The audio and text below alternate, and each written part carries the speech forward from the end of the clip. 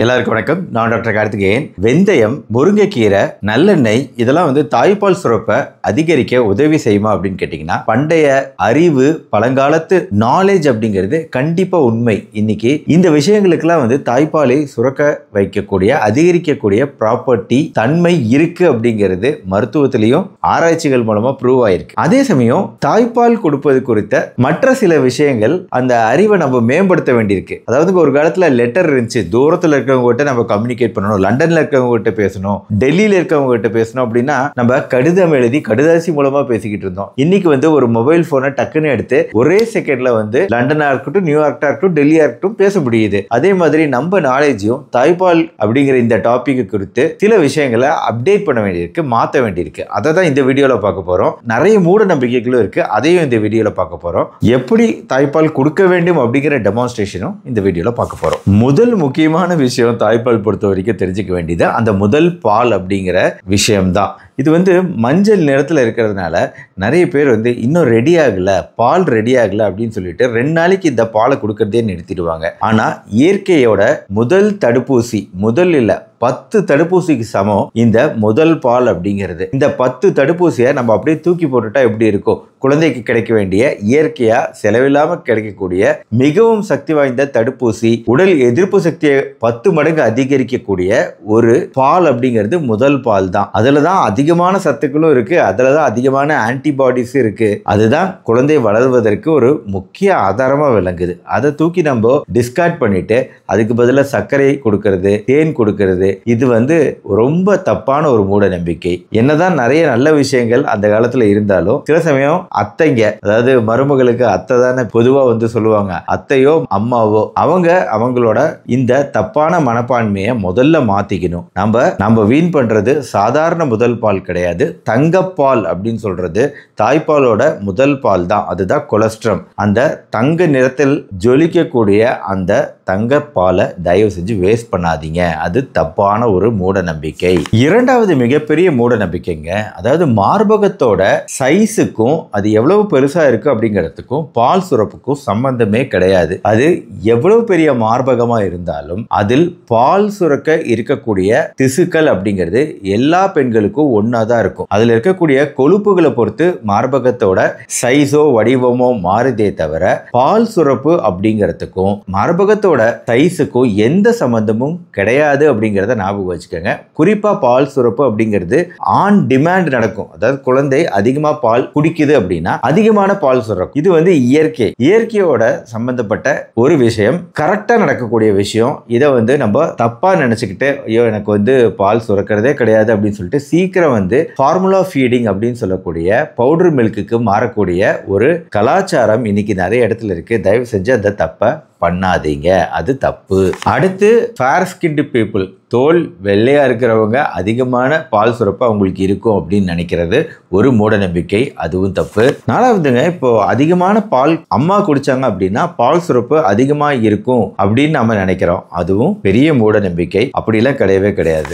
அடுத்த மிக முக்கியமான விஷயம், அம்மாவுக்கு உடம்பு சரியில்லை அப்படின்னா, சிக்கா இருக்காங்க அப்படின்னா, அப்ப அந்த நேரத்துல பால் கொடுக்க கூடாது அப்படின்னு பல பேர் நினைக்கிறாங்க. பொதுவா அப்படி கிடையாதுங்க. ஜென்ரலா அம்மாவுக்கு உடம்பு சரியில்லாத போது அவங்க உடம்புக்குள்ள இருக்கக்கூடிய அந்த வைரஸ் கிருமி அப்படிங்கிறது, அந்த வைரஸ் கிருமியை அழிக்கிறதுக்கான வேலை அம்மாவோட உடல்ல நடந்துகிட்டு இருக்கும். அப்ப அந்த கிருமியை அழிக்கிறதுக்கு தேவையான ஆன்டிபாடிஸ் அப்படின்னு சொல்லக்கூடிய எதிர்ப்பு சக்திகள் அதிகமா உருவாகும். இந்த ஆன்டிபாடிஸ் அப்படிங்கிற எதிர்ப்பு சக்திகள் அம்மா உடம்பு சரியில்லைனாலும் குழந்தைக்கு பால் கொடுக்கும்போது அந்த எதிர்ப்பு சக்தி உள்ள ஆன்டிபாடிஸ் அணுக்கள் தாய்ப்பால் மூலமா குழந்தைக்கு கிடைக்குது. இதனால அம்மாவுக்கு நோய் வந்தாலும் குழந்தை நோய் வராம பாதுகாக்கப்படுறது. அதனால முக்கியமா இந்த விஷயத்தை ஞாபகம் வச்சுக்கணும். இன்னொன்னு நம்ம ஒரு கேப் விட்டுட்டோம், உடம்பு சரியில்லை அப்படின்னு சொல்லிட்டு பால் கொடுக்காம ஒரு கேப் விட்டுட்டோம் அப்படின்னா அந்த கண்டினியூட்டி இல்லாம போயிடுது. பொதுவா தினசரி கரெக்டா தாய்ப்பால் கொடுக்கணுங்கிற விஷயம் இருக்கும்போது தான் கண்டினியூட்டி இருக்கும். அந்த பாடி நம்ம உடம்பு செட் ஆயிருக்கும். அப்ப அந்த செட்டான பாடிக்கு நம்ம சிக்னல், தப்பான சிக்னல் கொடுக்குறோம், ஸ்டாப் பண்ற மாதிரி ஒரு சிக்னல் கொடுத்தோம்னா அது ஒரு வாரம் நம்ம தாய்ப்பாலே கொடுக்காம பவுடர் பால் கொடுத்து நம்ம பழகிட்டோம் அப்படின்னா குழந்தை பழகுதோ இல்லையோ அம்மாவுக்கு பால் சுரப்பு அப்படிங்கிறது குறைய வரக்கூடிய வாய்ப்பு இருக்கு. அதனாலேயே வந்து இந்த தாய்ப்பால் கொடுக்கறது அப்படிங்கறத நிறுத்தக்கூடாது. அடுத்து மிக முக்கியமான விஷயங்க, குழந்தைக்கு பால் கொடுப்பது அப்படிங்கிறது ஆன் டிமாண்ட். எப்பெல்லாம் வந்து குழந்தை பசிக்குதோ அழுகுதோ பால் கொடுக்கறது முக்கியம். குறிப்பா இரவு நேரத்துல பால் கொடுக்கறது அப்படிங்கிறது, தாய்ப்பால் கொடுக்கறது ரொம்ப நல்லது. ஏன் அப்படின்னா வந்து இது வந்து பாண்டிங், ஒரு அட்டாச்மெண்ட் உருவாகிறதுக்கு ரொம்ப உதவி செய்யும். குறிப்பா குழந்தை பிறந்த பின்னாடி அந்த குறிப்பிட்ட அந்த முதல் 1 வார காலம் 2 வார காலத்துலலாம் ரொம்ப முக்கியம். இரவு நேரத்திலையும் பால் கொடுக்கறது அப்படிங்கிறது அந்த பாண்டிங் அம்மாவுக்கும் குழந்தைக்கும் டெவலப் ஆகிறதுக்கு ரொம்ப முக்கியம். ஃபர்ஸ்ட் நார்மல் டெலிவரியா இருக்கும்போது 1 மணி நேரத்திலேயே வந்து குழந்தைக்கு பால் கொடுக்க ஆரம்பிச்சு, அப்படி பால் கொடுக்க குழந்தைய அம்மாவோட நெஞ்சோட நெஞ்சா வச்சுக்கிற மாதிரி பார்த்துக்கணும். பார்த்துக்கிட்டு பொதுவாக குழந்தையோட வாய் அப்படிங்கிறது, இப்போ அம்மாவுக்கு மார்பக காம்பு பகுதி இருக்கு, சுத்தி வந்து ஏரியோலா அப்படிங்கிற ஒரு டிஷ்யூ இருக்கு, மார்பக காம்பு பகுதி. இந்த காம்பு பகுதியை மட்டும் குழந்தையை கடிக்க கூடாது அப்படின்னு நீங்க தெரிஞ்சுக்கணும். இந்த வட்ட வடிவமா நான் வரைஞ்சிருக்கேன் பாத்தீங்களா, இந்த ஏரியோலான்னு சொல்லக்கூடிய இந்த அவுட்டர் பகுதி, குழந்தையோட வாய் பகுதி வந்து இந்த அவுட்டர் பகுதியில வந்து கம்ப்ளீட்டா கவ்வி பிடிச்சாப்புல இருக்கணும். அதுதான் கரெக்டான கேட்ச். ஆங்கிலத்துல இதை வந்து லேட்ச் அப்படிம்போம். Proper latch. குழந்தையோட வாய் வந்து இந்த அவுட்டர் பகுதி ஏரியோலா பகுதியை சுத்தி அதோட உதடுகள் இப்படி மார்பக காம்பு பகுதியை கவ்வி பிடிச்சிச்சு அப்படின்னா அதுதான் ப்ராப்பர் லேட்சிங். இந்த மாதிரி ப்ராப்பர் லேட்சிங் இருக்கும்போது குழந்தை அப்படி சப்பி தாய்ப்பாலை குடிக்கும்போது அந்த தாய்ப்பாலை முழுங்குற சத்தம் உங்களால ஃபீல் பண்ண முடியும். ஆனால் சரியாக அது கேட்ச் பண்ணலை, லேட்சிங் இல்லை அப்படின்னா அது மார்பக காம்பு பகுதியை கடிக்கிறது, கிளிக்கிங் சவுண்டு, ஒரு மாதிரி கிளிக் கிளிக் சவுண்டு கேட்கறது தப்பு. அப்போ ப்ராப்பரான லேட்சிங் இல்லை அப்படின்னு அர்த்தம். அம்மாவுக்கு வலி ஏற்படக்கூடாது. ப்ராப்பரான லேட்சிங் இருந்துச்சு, குழந்தையோட வாய் பகுதி கரெக்டாக இந்த பகுதியை கவ்வி பிடிச்சிருக்கு அப்படின்னா வலி ஏற்படாது அம்மாவுக்கு. இதுதான் ப்ராப்பர் டெக்னிக். குழந்தை நெஞ்சோட நெஞ்சா அணைச்சாப்புல இருக்கிறது ரொம்ப முக்கியம். குறிப்பாக ஆரம்ப காலங்களில், ஆரம்ப கட்டங்களில் அப்போதான் அந்த அட்டாச்மெண்ட் கிடைக்கும், பாண்டிங் கிடைக்கும். குழந்தை பிறந்த ஆரம்ப நாட்களில் 2 to 3 மணி நேரத்துக்கு ஒரு தடவை திருப்பி பால் கொடுக்க வேண்டிய தேவை இருக்கும். அது நார்மலும் கூட.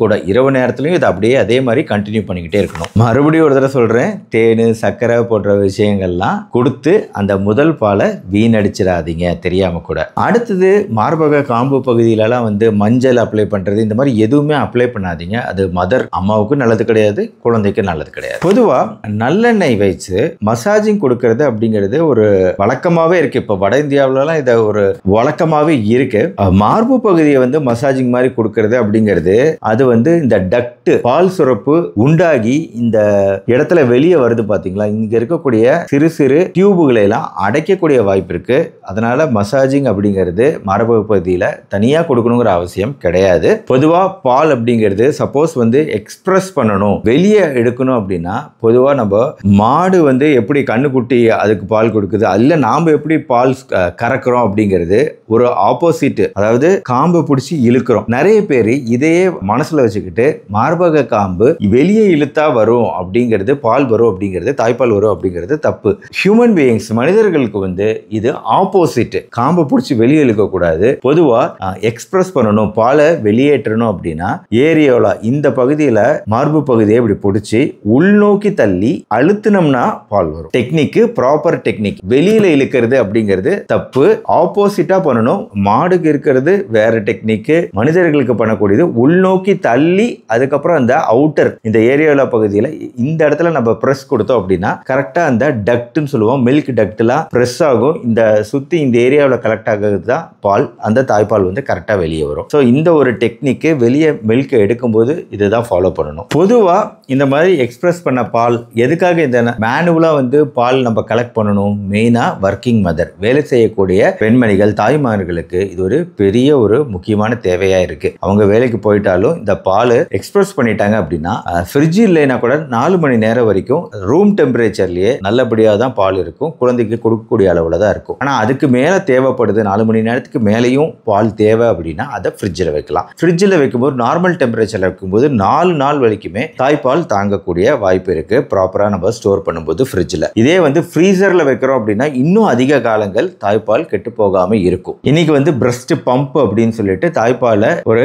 மெஷின் மூலமா வந்து வெளியேற்றி அதை கலெக்ட் பண்ணி வைக்கக்கூடிய முறைகள்லாம் இருக்கு. அதை மாதிரி பண்ணலாம். இல்லைனா நார்மலா நான் சொன்ன மெத்தட்ல கைகள் மூலமாகவும் பண்ணி நம்ம அதை சுத்தமான பாத்திரத்தில் சேமிச்சு வச்சும் குழந்தைக்கு உபயோகிக்கலாம். எந்த பிரச்சனையும் கிடையாது. ஆனா குறிப்பா முதல் 6 மாதங்கள் குழந்தைக்கு தாய்ப்பாலை தவிர வேற எதுவுமே தேவையில்லை. தண்ணீர் கூட தேவையில்லை. தண்ணீரோட தேவையவும் தாய்ப்பாலே பார்த்துக்குது. பொதுவா ரொம்ப தேவை மருந்துகள் கொடுக்க வேண்டிய தேவை இருந்தா மட்டும்தான் தாய்ப்பால் இல்லாத ஒரு விஷயம் அப்படின்னா அது மருந்துகள் மட்டும்தான். அதுவும் தேவைப்படுற குழந்தைகளுக்கு தான். மற்றபடி யாருக்கும் முதல் 6 மாதங்களுக்கு எதுவுமே தேவையில்லை குழந்தைகளுக்கு. அதுக்கப்புறம் அன்னப்பிரசாதம் இந்த மாதிரி ஃபங்க்ஷன்லாம் நம்ம வைக்கிறோம்.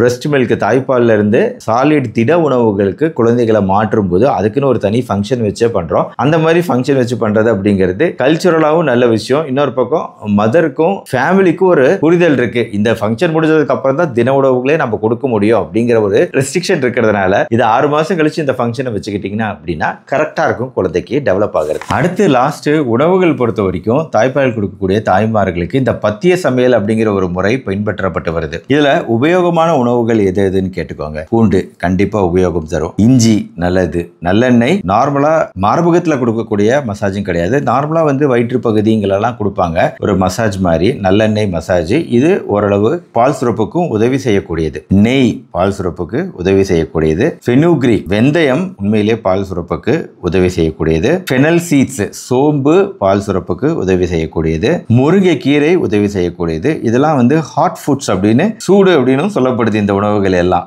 இப்ப கோல்டு ஃபுட்ஸ் அப்படின்னு சொல்லிட்டு சில உணவுகள் தவிர்க்கப்படுது. ஆரஞ்சு ஜூஸ், லெமனு, எலிஞ்சபழ ஜூஸ், பச்சை காய்கறிகள், சாலடு, அதிகமா பால் குடிக்க வைக்கிறது, புளிக்க வைக்கப்பட்ட உணவுகள் தவிர்க்கிறது, இட்லி மட்டும் கொடுக்கிறது, மற்றதெல்லாம் தவிர்க்கிறது. இந்த மாதிரி சில விஷயங்கள் இருக்கு. அதாவது ரொம்ப ஓவரா வந்து இதெல்லாம் வேணாம் அப்படின்னு ரெஸ்ட்ரிக்ட் பண்றது தப்பு. அது வந்து கண்டிப்பா கலோரி அளவுகளை குறைச்சி தாய்ப்பால் அளவு சுரப்பை குறைக்க தான் உதவி செய்யும், அதிகரிக்க உதவி செய்யாது. அதனால ஓவரா ரெஸ்ட்ரிக்ட் பண்ணாதீங்க. ஆனா ஒரு வகையில பாத்தீங்கன்னா சில விஷயங்கள்லாம் கரெக்டா தான் இருக்கும். காய்கறிகள்லாம் நிறைய ரெஸ்ட்ரிக்ட் பண்ணுங்கன்னா இந்த சமயத்துல வந்து ஜீரணம், கேஸ் ஃபார்மேஷன்லாம் அதிகமா இருக்கு. அது ஒரு டிஸ்கம்ஃபர்ட்டை ஏற்படுத்துது. அப்போ அந்த பண்டைய கால சில விஷயங்கள் கரெக்டாகவும் இருக்கு பெரும்பாலும். அதனால நம்ம இது எதுவுமே வேண்டான்னு சொல்ல கிடையாது. ஆனா ரொம்ப ஓவரா ரெஸ்ட்ரிக்ட் பண்ணாதீங்கன்னு தான் சொல்றேன். இன்னொன்னு குழந்தை பிறந்த பின்னாடி அந்த தொப்புள் கொடி, அந்த தொப்புள் கொடியில ஏதாவது வைக்கிறது, தானி இந்த மாதிரிலாம் வைக்கிறது அதெல்லாம் முன்னாடி இருந்துச்சு. இப்பெல்லாம் யாரும் பண்றது கிடையாது. அந்த மாதிரி எதுவும் தப்பா எதுவும் பண்ணிடாதீங்க. குழந்தைக்கு ஏதாவது சொட்டு மருந்து கொடுக்கறது, டாக்டர் கொடுக்கக்கூடிய சொட்டு மருந்துங்கிறது வேற. நீங்களே எதையாவது கொடுக்காதீங்க. கண்ணுல ஏதாவது டிராப்ஸ் போடுறது போடாதீங்க. குழந்தை பிறந்த பின்னாடி கண்டிப்பா இந்த தாய்மார்களுக்கு அந்த ரெஸ்ட் பீரியடுங்கிறது தேவை. ஒர்க்கிங் மதரா இருக்காங்க அப்படின்னா வேலை செய்யக்கூடிய பெண்களுக்குமே வேலை செய்யக்கூடிய இடத்துல அது கம்பெனியா இருந்தாலும் சரி, கவர்மெண்டா இருந்தாலும் சரி, இப்போ வந்து உங்களுக்கு 5 மாசம் லீவே கிடைக்குது. அடுத்து 2வது குழந்தையா இருந்துச்சுனாலும் நம்ம வந்து கம்பல்சரி ஒரு ரெஸ்ட் பீரியட் கண்டிப்பா கொடுக்கணும். அப்பதான் உடம்பு ரெக்கவரி ஆகும். ரெஸ்ட்ல இருந்து கொஞ்சம் குழந்தையை கவனிச்சுக்கிட்டாதான் தாய்ப்பால் சுரப்பும் கரெக்டா இருக்கும். அதனால வந்து அந்த 48 நாள் பீரியட் அப்படிங்கிறது ஒரு வகையில அம்மாவுக்கு நல்லது தான் செய்யுது. பொதுவாக முதல் 40 நாள் வெளியே அனுப்ப மாட்டாங்க. தலைக்கெல்லாம் காதெல்லாம் கவர் பண்ற மாதிரி ஸ்கார்ஃப் கட்டிக்குவாங்க. எதனாலனா காது வந்து ஈஸியா வந்து நம்ம சில்னஸை கண்டிப்பா சென்ஸ் பண்ணும், சளி பிடிச்சிடக்கூடாது அப்படிங்கிறதுக்காக. அதே மாதிரி அந்த பத்திய உணவுகள் ஃபாலோ பண்றது அப்படிங்கிறது எளிமையான உணவுகள், எளிதா ஜீரணமாகக்கூடிய உணவுகளா இருக்கு. யூஸ்வலா வெந்தயம் கீரைகள் மட்டும் இல்ல, ஈவன் இந்த புடலங்காய், பீர்க்கங்காய் போன்ற நீர் காய்கறிகள் இருக்கு பாத்தீங்களா, இதுவுமே இந்த நேரத்துல ரெக்கமெண்ட் பண்ணப்படுது. நல்ல பால் உற்பத்தியை அதிகரிக்கும் அப்படிங்கிறதுக்காக. கிச்சடி, பாசிப்பருப்பு, சாம்பார் இதெல்லாம் ரொம்ப நல்லதுங்க இந்த காலத்துல. கேட்க சிம்பிளா இருந்தாலும் இதெல்லாம் வந்து புரோட்டீன் ரிச், புரதம் நிறைந்தது. அப்புறம் நட்ஸ் கொடுங்க, உலர்ந்த பழங்கள், இதுவும் இந்த நேரத்துல ரொம்ப ஹெல்ப்ஃபுல்லா இருக்கும். ஆனா இந்த தாய்ப்பால் கொடுக்கிற காலத்துல அவாய்ட் பண்ணக்கூடிய ஒரு விஷயம் அப்படின்னு சொல்லிட்டு சொல்லக்கூடிய விஷயங்கள் இது வந்து வழி வழியா பின்பற்றப்பட்டு வருது. காலிஃபிளவர், முட்டைக்கோஸ், வெண்டைக்காய், வெங்காயம், உளுந்து, சுண்டல், ராஜ்மா பீன்ஸ், உருளைக்கிழங்கு, ஃப்ரைடு ஃபுட்ஸ், எண்ணெயில் பொறுத்தது, ஊறுகாய், இத்தனை விஷயங்களை அவாய்ட் பண்ண சொல்றாங்க. குறிப்பா ஆயுர்வேதாவில். தமிழ்நாட்டில் இந்த பிராக்டிஸ் இருக்கோ இல்லையோ, வட இந்தியாவில் இது ரொம்ப ஜாஸ்தி. ஆனா வெஸ்டர்ன் மெடிசன் பொறுத்த வரைக்கும், அலோபதிக் மெடிசன் பொறுத்த வரைக்கும் வெண்டைக்காய், சுண்டல் இதெல்லாம் எதுக்கு தவிர்க்கணும், அதெல்லாம் ஒன்றும் கிடையாதுன்னு சொன்னாலும் ஒரு வகையில இதெல்லாம் வந்து ஒரு கேஸ் ஃபார்மேஷன் அதிகப்படுத்தி டிஸ்கம்ஃபர்ட் அதிகப்படுத்தக்கூடிய விஷயமா இருக்கிறதுனால இதை முழுமையா ஒதுக்கிட முடியல. இது தப்பு தவறு அப்படின்னு சொல்லிட்டுலாம் ஃபாலோ பண்றதுனால தப்பு கிடையாதுன்னு நினைக்கிறேன் நான். எனிவேங்க, தாய்ப்பால் அப்படிங்கிறது அதை கொடுக்கறது எவ்வளவு முக்கியம், அதோட முக்கியத்துவம் என்ன அப்படிங்கிறத உங்களுக்கு உணர்த்தணும் அப்படிங்கிறதுக்காக தான் இந்த வீடியோ. பல நம்பிக்கைகள் இருக்கு, அதில் எந்தெந்த நம்பிக்கைகள் எடுத்துக்கலாம், எதை விட்டுறலாம் அப்படின்னு சொல்லிட்டு இந்த வீடியோவில் கொஞ்சம் தெளிவாக புரிகிற மாதிரி சொல்லியிருக்கேன்னு நினைக்கிறேன். அதனால் இது வந்து கண்டிப்பாக மக்களுக்கு தெரியப்படுத்துங்க, ஷேர் பண்ணுங்கள், வீடியோவை லைக் பண்ணுங்கள். அப்போ தான் நிறைய பேருக்கு போய் சேரும். இன்னொன்று, உங்களோட எக்ஸ்பீரியன்ஸையும் இங்கே ஷேர் பண்ணுங்கள். நிறைய பேருக்கு உதவிகரமாக இருக்கும். ஏன்னா இந்த வீடியோலாம் பார்க்குறத விட கமெண்ட் செக்ஷன் படிக்கிறவங்க தான் ஜாஸ்தி. அதுக்காக சொல்கிறேன். இந்த மாதிரி உபயோகமான மருத்துவ தகவல்கள் தொடர்ந்து என்னோட சேனலில் ஷேர் பண்ணிட்டு வரேன். அதனால் சப்ஸ்கிரைப் பண்ணி ஃபாலோ பண்ணுங்கள். மறுபடியும் நாளைக்கு பார்ப்போம். நன்றி, வணக்கம்.